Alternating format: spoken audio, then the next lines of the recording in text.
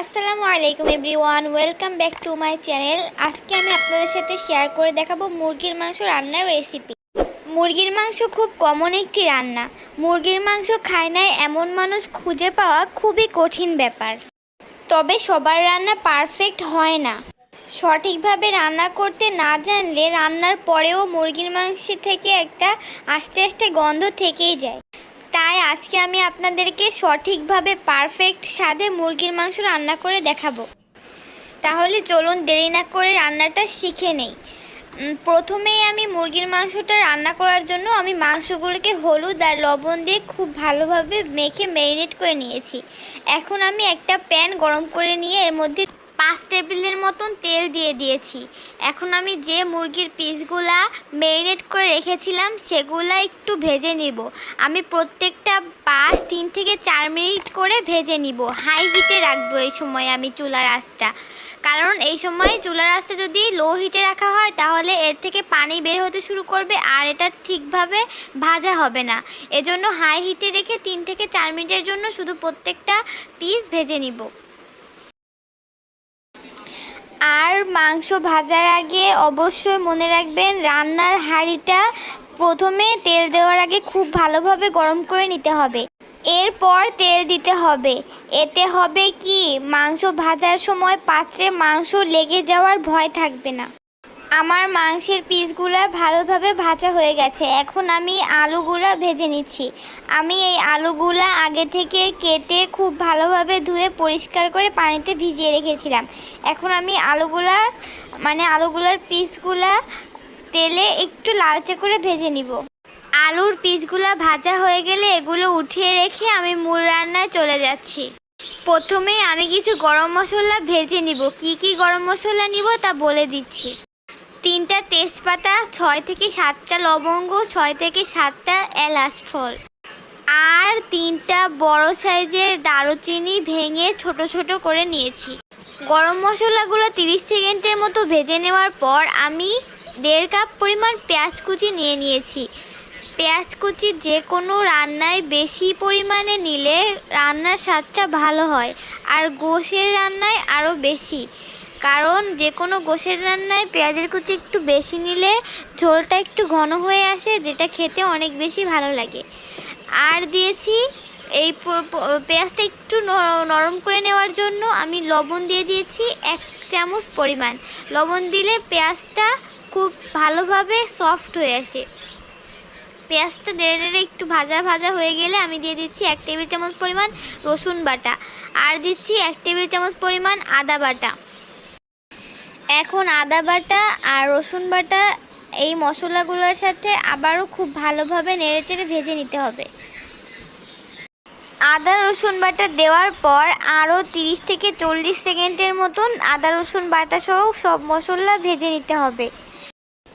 এতে করে আদা রসুনের যে কাঁচা গন্ধটা সেটা দূর হয়ে যাবে।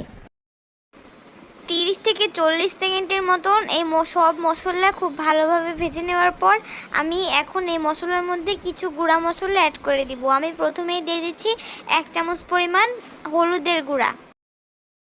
এরপর দিচ্ছি 1 চামচ পরিমাণ লাল মরিচের গুঁড়া।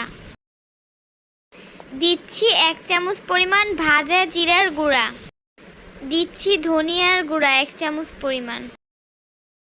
আর দিয়ে দিচ্ছি সামান্য পরিমাণ পানি, যাতে করে গুঁড়া মশলাগুলো পুড়ে যাওয়ার ভয় না থাকে। এখন খুব ভালোভাবে নেড়েচেড়ে মশলাগুলো একসাথে মিশিয়ে নিয়ে খুব ভালোভাবে কষিয়ে নিব।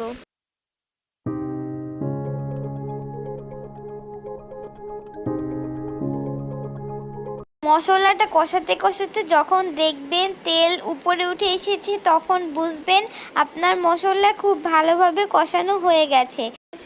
আপনি মশলাটা ঠিক যত ভালোভাবে কষাবেন আপনার রান্নার স্বাদটাও কিন্তু ততটাই ভালো হবে।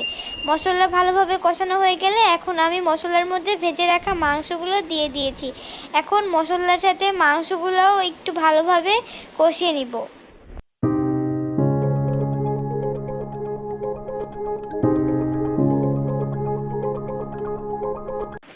মাংসটা একটু নেড়েচেড়ে এখন আমি একটা ঢাকনা দিয়ে ঢেকে দিব। ঢেকে আরও একটু ভালোভাবে কষিয়ে নিব। ঢাকনা দিয়ে ঢেকে 5 মিনিট পর ঢাকনা উঠিয়ে এই পর্যায়ে আমি আরও একটু নেড়ে চেড়ে এখন আমি আগে থেকে যে আলুগুলো ভেজে রেখেছিলাম ওই আলুগুলো এর মধ্যে দিয়ে মাংস সহ আলু আবারও ভালোভাবে কষিয়ে নেব।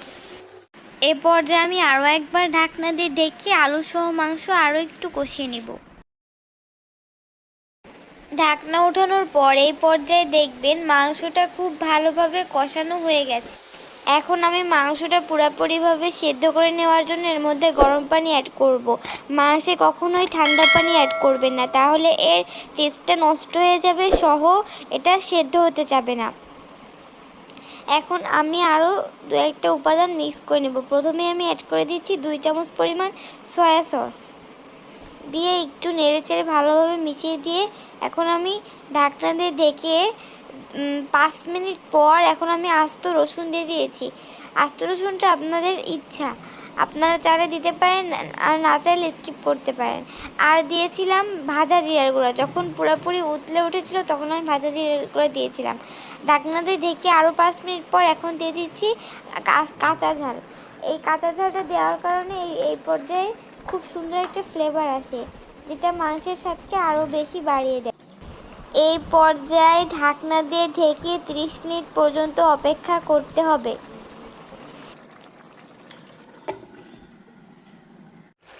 30 মিনিট পর আমি এখানে দিয়ে দিচ্ছি গরম মশলার গুঁড়া। এটা বাসায় তৈরি করা গরম মশলার গুঁড়া।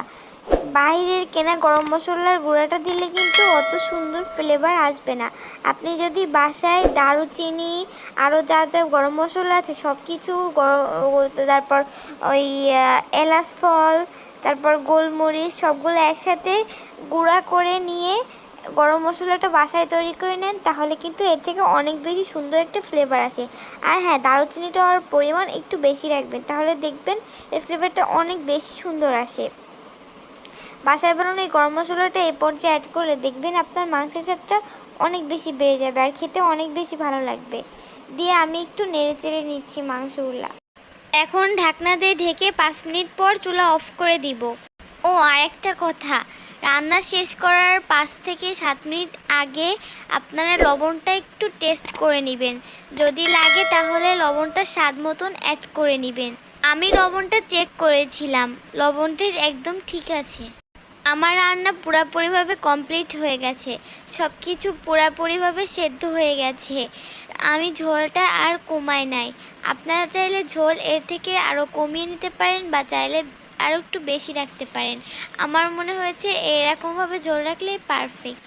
ভিডিওটা আশা করি আপনাদের কাছে ভালো লেগেছে। কেমন হয়েছে জানাবেন, ভালো লাগলে সাবস্ক্রাইব করতে পারেন। সবাই ভালো থাকবেন, আল্লাহ হাফেজ। আজকের মতো এখানেই বিদায় নিচ্ছি।